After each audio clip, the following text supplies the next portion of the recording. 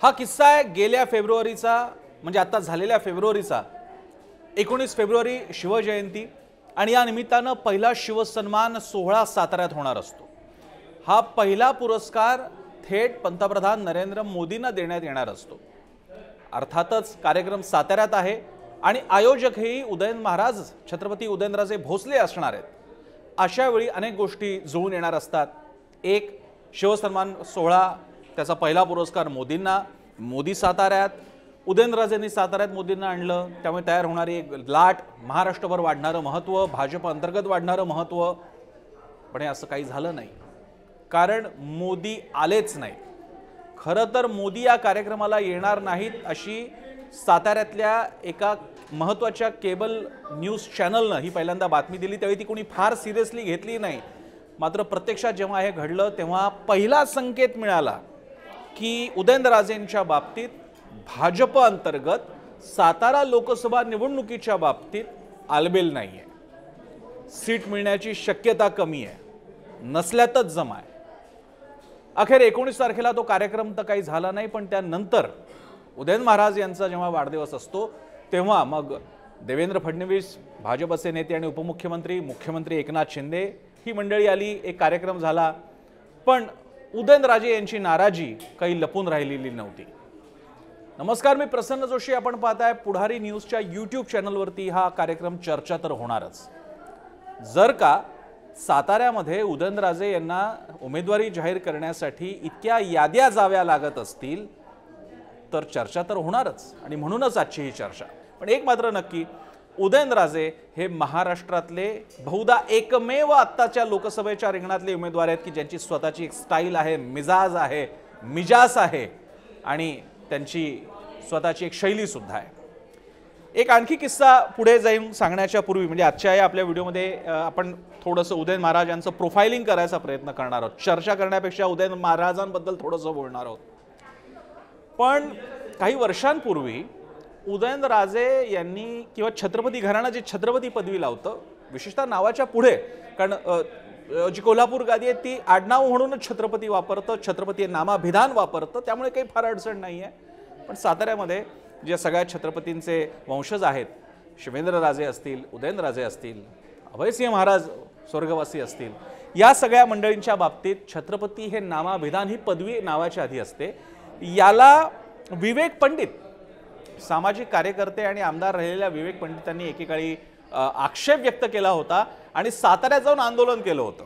आणि उदयनराजे त्या आंदोलनाला सामोरे सुद्धा गेले। आणि मला आठवतंय तेव्हा त्यांनी प्रतिक्रिया दिली होती विवेक पंडितांना की मला लोक प्रेमाने छत्रपती उदयन महाराज म्हणतात, तुम्ही मला हवं तर उदयन म्हणा, उदय म्हणा, काही म्हणा, मला काही अडचण नाही आहे। याशिवाय उदयनराजेंच्या स्टाईल बाबतीत काय काय सांगावं, त्यांची ती 007 वाली गाडी, त्यांचा कॉलर उडवण्याचा अंदाज, त्यांची भाषणं, DJ साठी त्यांनी प्रसंगी पोलिसांना दिलेलं आव्हान असेल, डान्स स्टेप्स असतील, त्यांचा एक रावडी नेचर असेल आणि अशा अनेक गोष्टी। कदाचित सातारकर आणखी याच्यामध्ये ॲडिशन्स देऊ शकतात। एक मात्र नक्की, उदयनराजे यांनी एकीकडे आपल्या छत्रपती घराण्याचा आब राखतानाच एक लोकप्रिय समाजाभिमुख असा राजकारणी सुद्धा आपल्यामध्ये त्याला मागे ठेवलं नाही। आपल्या या सगळ्या छत्रपती घराण्याच्या वलयाच्यामुळे आपल्यातला लोकांमध्ये मिसळणारा माणूस मागे राहणार नाही असं मात्र त्यांनी होऊ दिलं नाही, आणि त्यामुळे ते लोकप्रिय सुद्धा आहे। पण हे पण खरं आहे, ते पश्चिम महाराष्ट्रात त्यातही साताऱ्यात लोकप्रिय राहिले। तो मुद्दा थोडासा पुढे येईलच, पण एक मात्र नक्की, उदयन महाराज हे एक ज्याला कॅरिकेचर ज्यांच्याबद्दल काढता येईल, एक प्रोफाईल असणारं व्यक्तिमत्व म्हणजे उदयनराजे छत्रपती उदयनराजे भोसले आहेत, हे मात्र नक्की। आज जेव्हा त्यांना साताऱ्यामध्ये उमेदवारी मिळालेली आहे, ती जसं मी मगाशी सांगितलं तसं ही सहज मिळालेली नाही आहे। त्यासाठी दिल्लीला जाऊन ठाण मांडावं लागलं। यावरून शिवसेनेने त्यांच्यावर टीका सुद्धा केलेली आहे। आणि दरवेळी महाराष्ट्रामध्ये एकतर आपण आधीच इतिहासप्रेमी, त्यात आपल्याकडे सगळे दाखले, औरंगजेबासमोर छत्रपती शिवाजी महाराजांनी कसं अभिमानाने आम्हाला दिलेली मागची जागा आम्ही स्वीकारणार नाही, तो सगळा आपण अनेकदा नाटकांना आणि चित्रपटांमध्ये पाहिलेला किस्सा। आणि त्यामध्ये उदयनराजेंना जाऊन इतक्या नंतरच्या लिस्टमध्ये, ते जेव्हा परत आले तेव्हा सुद्धा नाव जाहीर झालं नव्हतं, नंतरच्या लिस्टमध्ये नाव जाहीर झालं। याच्यावरून आता विरोधक त्याचं राजकारण करू पाहत आहेत। पण एक नक्की आहे, आता तिकीट तर मिळालेलं आहे, एक चिंता तर त्यांची सुटलेली आहे। पण उदयनराजेंचा हा प्रवास अशा अनेक वळणांवरनं, अशा अनेक संघर्षांवरून रावडी, संवेदनशील, हसत खेळत, डोळ्यात अश्रू अशा सगळ्या टप्प्यातून आलेला आहे. 90च्या दशकात उदयनराजेंचं करिअर सुरू झालं, स्थानिक पातळीपासून सुरू झालं. पण त्यावेळी साताऱ्याच्या राजकारणावरती प्रामुख्यानं त्यांचे काका आणि शिवेंद्रराजे, छत्रपती शिवेंद्रराजे भोसले यांचे वडील छत्रपती अभयसिंहराजे भोसले यांचं वर्चस्व होतं. त्या वर्चस्वाला आव्हान देत देत उदयनराजे एक एक टप्पा पार करत होते. त्यातही खास करून जेव्हा 98ला लोकसभा होती आणि छत्रपती अभयसिंहराजे भोसले जेव्हा लोकसभेवर गेले, त्यावेळी विधानसभा शिवेंद्रराजेंकडे गेली आणि त्यानंतर मात्र या दोघांमधला वाद जरा अधिक वितुष्ट पुढे गेलं. नंतर एकी मनोमिलनाचा सुद्धा एक फॉर्म्युला तयार झाला. तो त्यांच्याच घराण्यातील छत्रपती शिवाजीराजे भोसले यांनी जो एक मनोमिलनाचा पॅटर्न तयार करून दिला, तोही अनेकदा मध्ये मध्ये आजही तो आणला जात असतो. मनोमिलन पॅटर्न. शिवेंद्रराजे आणि उदयनराजे एकत्र येतात, फोटो निघतात, पण मनमुटाव खराच गेलेला असतो का ते फक्त सातारकरांना माहीत आणि या दोन छत्रपती असलेल्या बंधूंना माहीत, म्हणजे उदयनराजे आणि शिवेंद्रराजे. एक मात्र नक्की, हा संघर्ष मात्र त्यांना साताऱ्यापासूनच बघावा लागला. राज्याच्या पातळीचा संघर्ष कदाचित त्यांच्यासमोर नसेल, कारण तसा संघर्ष करायला कोणी समोरच नव्हतं. पण साताऱ्यामध्ये मात्र उदयनराजेंचा करिश्मा असून सुद्धा त्यांच्यासाठी ती पाऊलवाट, प्रशस्त मार्ग होणं आजही कदाचित शक्य झालेलं नाहीये. आपल्याला एक अनुभव तर आलेलाच आहे. श्रीनिवास पाटलांनी ज्या प्रकारे पराभव केला, तो पराभव म्हणजे चुणूक होती की उदयनराजेंबद्दल प्रेम असणं आणि निवडणुकीमध्ये त्यांना निवडून देणं या दोन वेगळ्या गोष्टी आहेत. काल त्यांना हरवलं म्हणून आज हरवतीलच याची शाश्वती नाही, आणि काल त्यांच्यावरती भरभरून प्रेम केलं म्हणून आज जिंकून देतील याचीही शाश्वती नाही. आणि असा हा सातारा जिल्हा. उदयनराजे त्यानंतर 95च्या युतीमध्ये पहिल्यांदा महसूल राज्यमंत्री सुद्धा राहिले. नंतर ते काँग्रेसमध्ये गेले. मला त्यावेळी आणखी किस्सा आठवतोय. त्यावेळी राष्ट्रवादी नंतर जेव्हा स्थापन झाली त्यावेळी राष्ट्रवादीकडून त्यांना बोलावणं होतं, पण ते म्हणाले होते की नावातच फक्त राष्ट्रवादी, प्रत्यक्षात फक्त प्रदेशातच असलेली आणि काही जिल्ह्यातच असलेल्या राष्ट्रवादीमध्ये मी जाणार नाही. पण पुढचा इतिहासही आपल्याला माहिती आहे. राष्ट्रवादीची सुद्धा खेप त्यांची झालेली आहे. तिकडून सुद्धा ते खासदार होते. तोही आपण प्रवास त्यांचा पाहिलेला आहे. पण या टप्प्यामध्ये उदयनराजेंच्या बाबतीत बोलताना जो एक अतिशय नाजूक आणि संवेदनशील भाग होता तो म्हणजे शरद लेवे हत्या प्रकरण. जेव्हा ही निवडणूक होती, जेव्हा अभयसिंहराजे विधानसभेची निवडणूक होती, त्या निवडणुकीच्या वेळीच अभयसिंहराजे यांच्या गटातील नगरसेवक असलेले शरद लेवे यांची हत्या होते. त्याचा सगळा आरोप हा उदयनराजेंवरती येतो. प्रचंड महाराष्ट्र हादरवून टाकणारी घटना घडते. खटला उभा राहतो. जेलची वारी सुद्धा होते. आणि यामुळे उदयनराजेंच्या करिअरला काही प्रमाणात सेटबॅक बसला. त्याच्या जोडीला मुळातच घरातूनच असलेलं हे आव्हान, शिवेंद्रराजे यांचा राईट चाललाच होता आणि त्यांना वाट दिसत नव्हती या प्रस्थापित राजकारणात. आणि तिथे या पश्चिम महाराष्ट्राच्या राजकारणामध्ये येतो मराठवाड्याचा ट्विस्ट. मराठवाड्याचेच नाही तर महाराष्ट्राचे महत्त्वाचे नेते असलेले, आता स्वर्गवासी असलेले कैलासवासी गोपीनाथ मुंडे यांनी पहिल्यांदा उदयनराजेंमधलं राजकीय पोटेन्शियल ओळखलं आणि भाजपच्या दृष्टीने ती किती महत्त्व आहे हे त्यांच्या लक्षात आलं. त्यांनी त्यांना भाजपच्या बाजूने वळवून घेतलं. त्यानंतरचे अनेक राजकीय टप्पे झाले, पण उदयनराजे भाजपपासून मनानं कधी दूर गेले नाही. आणि याच्याच परिणामी आपल्याला नंतर बघायला मिळालं.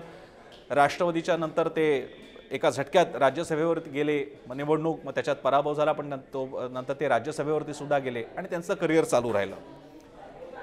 या सगळ्या काळामध्ये उदयनराजे हे जसे या राजकारणाच्या टप्प्यातून जात होते तशा सार्वजनिक आणि त्यांच्या व्यक्तिगत आयुष्यामधल्या बाबतींमुळे सुद्धा ते नेहमी चर्चेत राहायचे. त्यांची जीवनशैली, त्यांचं लोकांमधलं उठणं बसणं किंवा त्यांचं वागणं, ह्याच्यावर जसे प्रेम करणारे लोक आहेत तसेच चिडणारे सुद्धा लोक आहेत किंवा किमान नाराजी व्यक्त करणारे लोक आहेत.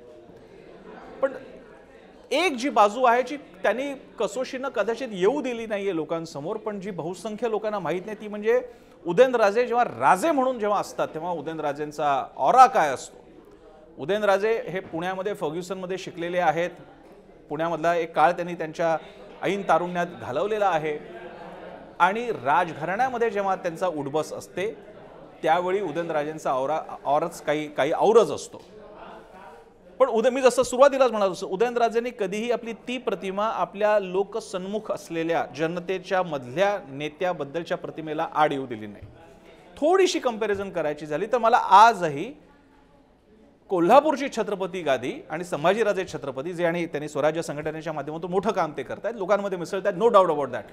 पण संभाजीराजे छत्रपती वागत असताना, लोकांमध्ये जात असताना त्यांचं राजेपण जसं त्यांच्या अंगातून, त्यांच्या प्रतिमेतून, व्यक्तिमत्वातून झळकत असतं, उदयनराजे मात्र लोकांमधले होऊन जातात.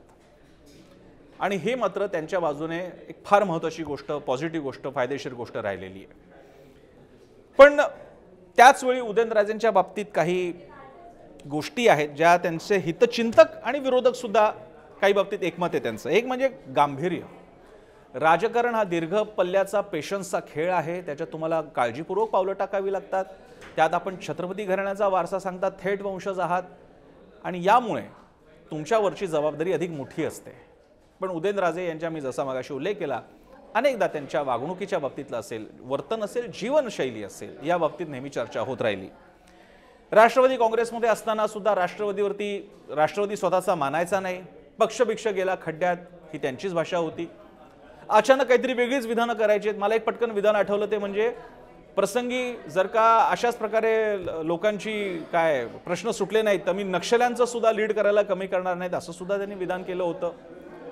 मराठा आरक्षणाच्या बाबतीत सुद्धा एकीकडे ते आरक्षणाच्या बाजूने होतेच, मात्र त्याचवेळी त्यांनी देवेंद्र फडणवीस जेव्हा याबाबतीत थोडेसे कोंडीत पकडले गेल्याचं चित्र होतं, त्यावेळी देवेंद्र फडणवीसजी तुम्ही देवेंद्र भोसले आहात आणि मी उदयन फडणवीस आहे असं समजा, तुमच्यामध्ये सगळ्या चांगल्या गोष्टीत फक्त तुम्ही देवेंद्र फडणवीसच्या आधी देवेंद्र शिंदे भोसले जाधव असता तर गोष्टी वेगळ्या झाल्या असत्या, अशा प्रकारे त्यांनी आपल्या एका अर्थानं पक्षामधल्याच मित्राची आणि देवेंद्र फडणवीस यांची या कठीण काळात पाठराखण सुद्धा केलेली आहे.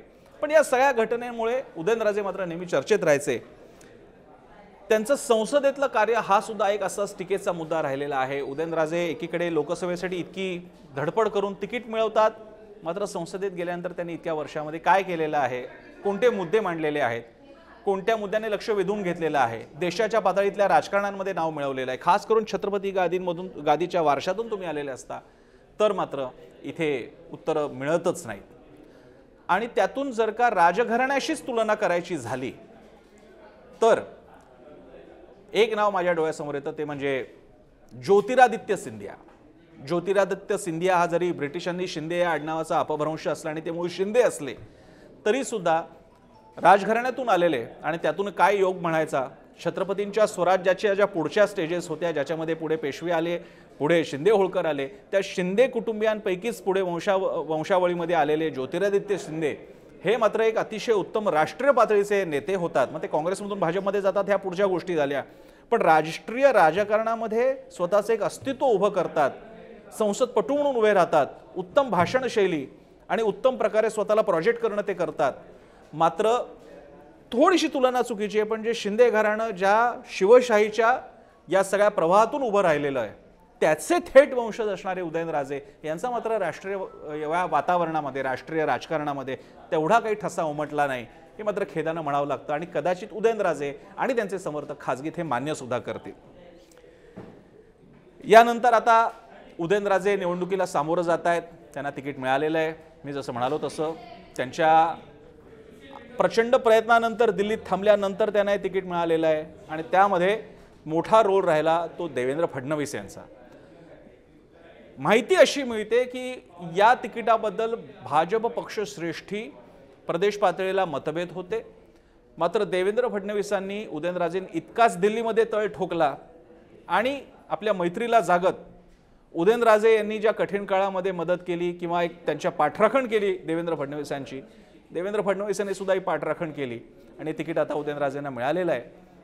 एक मात्र वाटतं, उदयनराजे असोत किंवा छत्रपतींचं कोल्हापूरचं घराणं असो, एक मात्र माझा प्रश्न जो मी संभाजी छत्रपतींना एका कार्यक्रमात विचारला होता की शिवाजी महाराजांचं नाव घेतलेले अनेक राजकारणी आहेत, अनेक पक्ष आहेत, काही नेते इतके मोठे झाले, मुख्यमंत्री सुद्धा झाले, पक्ष संघटना चालल्या त्यांच्या नावावर, पण ज्यांच्याकडे शिवछत्रपतींच्या वारशाची अधिकृत लिगसी आहे ते मात्र इतके राजकारणात मागे का.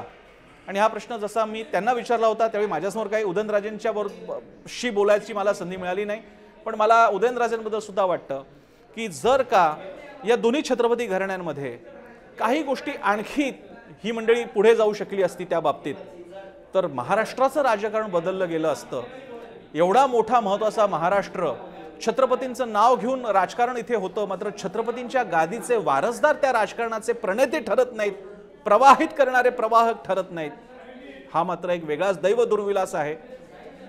त्यातल्या त्यात संभाजीराजे छत्रपती यांनी स्वराज्य संघटनेद्वारे उशिरा का होईना पण ती एक चळवळ सुरू करायचा प्रयत्न सुरू केला.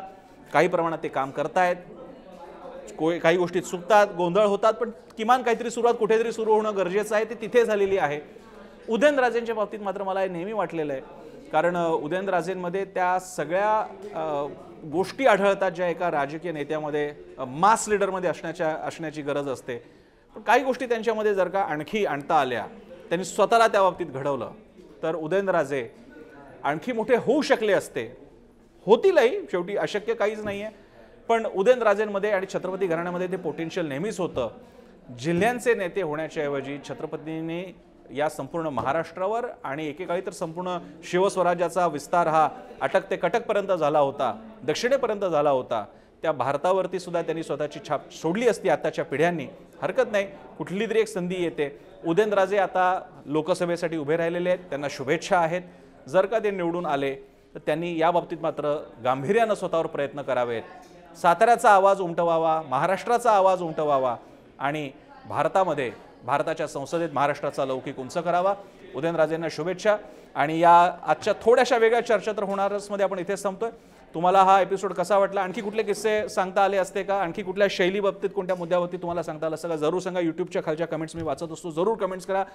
आमचा पुढारी न्यूज चॅनल फेसबुक, इंस्टाग्राम आणि ट्विटरवर आहे. मी स्वतःसुद्धा फेसबुक आणि इंस्टाग्रामवर, ट्विटरवर आहे. खास करून दोन्हीवरती मी ॲक्टिव्ह असतो. तुमच्या कमेंट्स वाचायला मला नक्कीच आवडेल. आणि पाहत राहा पुढारी न्यूज.